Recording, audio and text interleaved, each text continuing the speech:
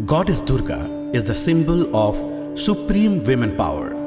She is Adi Parashakti, warrior, the ultimate female energy present in the universe before creation.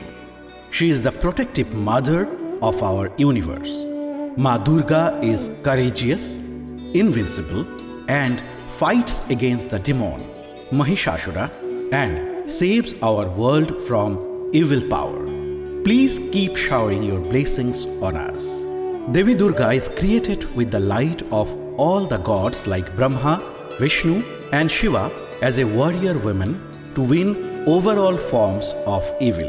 May Ma Durga, as the eternal Shakti and Supreme Mother, descends one more to remove the shadows of falsehood on our struggling earthly realm, so that our planet can become full of light and blessings.